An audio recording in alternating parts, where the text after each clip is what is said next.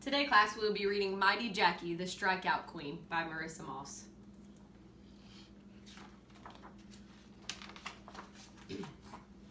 It was April 2nd, 1931, and something amazing was about to happen. In Chattanooga, Tennessee, two teams were about to play an exhibition game of baseball. One was the New York Yankees, a legendary team with famous players, Babe Ruth, Lou Gehrig, and Tony Lazzeri. How many of you guys have ever heard of Babe Ruth before? Okay. The other was the Chattanooga Lookouts, a small team, a nothing team, except for the pitcher, Jackie Mitchell.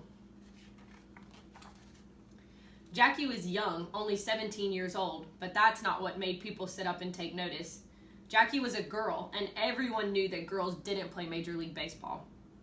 The New York Daily News sneered that she could swing a mean lipstick instead of a bat. A reporter wrote that you may as well have a trained seal behind the plate rather than have a woman standing there. But Jackie was no trained seal. She was a good pitcher, a mighty good one. The question was she good enough to play against the New York Yankees?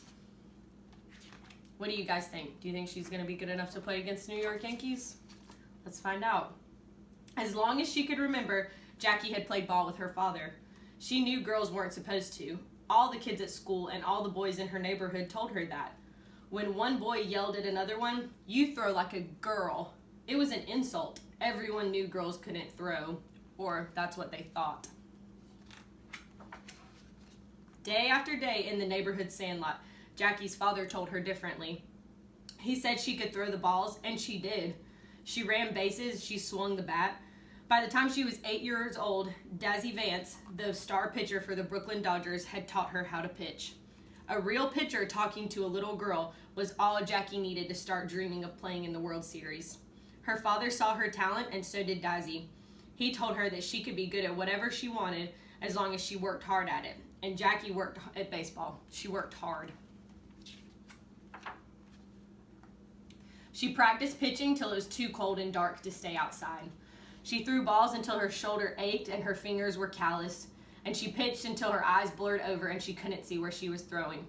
But it didn't matter. Her arm knew. And now she was finally going to have her chance to play on a real baseball team, to pitch to real players. The stands were packed. A crowd of 4,000 had come to see the strange sight of a woman on the pitcher's mound. She stood tall on the field and looked back at the crowd in the bleachers.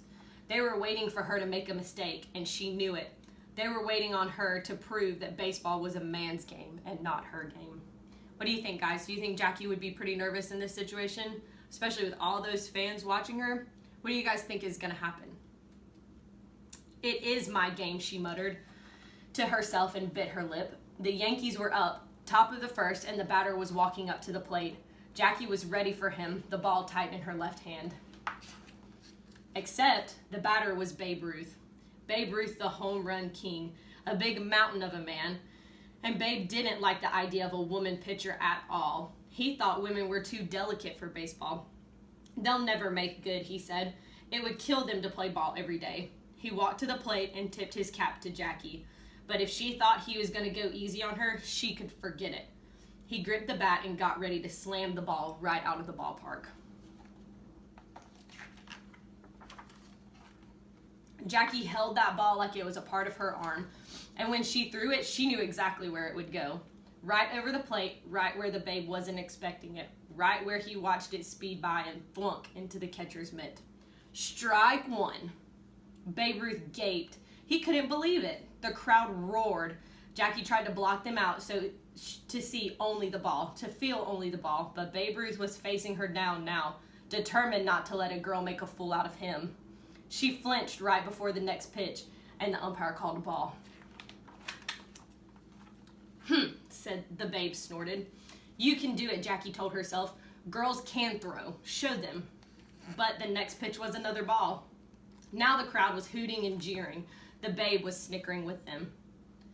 Jackie closed her eyes and she felt her fingers tingling around the ball. She felt its heft in her left palm. She felt the force of her shoulder muscles as she wound up for the pitch.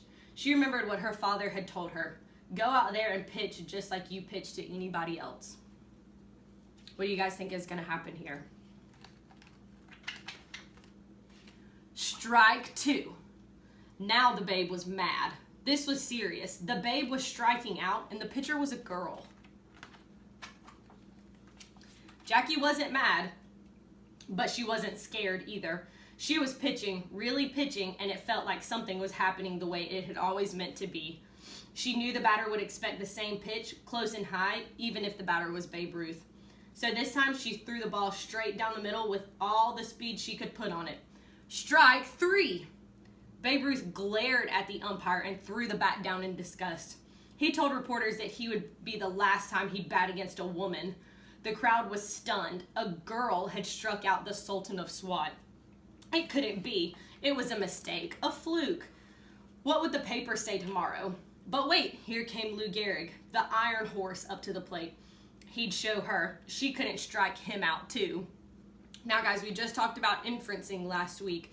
Based on this last sentence, she couldn't strike him out too. What do you guys think is going to happen when Lou Gehrig gets up to bat? Let's find out. Lou Gehrig swung with a mighty grunt, but his bat hit nothing but air. Strike 1. He looked stunned and then dug his heels and glared at Jackie. Strike 2. Okay guys, what do we think is going to happen next? Jackie grinned. She was doing what she'd worked so hard and long to do, and nothing could stop her. She pitched the ball the way she knew best, a lefty pitch with a low dip in it. No one could touch a ball like that when it was thrown right. Strike 3. The crowd, so ready to boo her before, rose with a roar, clapping and cheering like crazy. Back to back, Jackie had struck out 2 of baseball's best batters, Babe Ruth and Lou Gehrig. She'd proven herself, and now the fans loved her for it. But Jackie didn't hear them. She was too proud and she was too happy. She'd done what she'd always known she could do. She'd shown the world how a girl could throw, as hard and as fast and as far as she wanted. The end.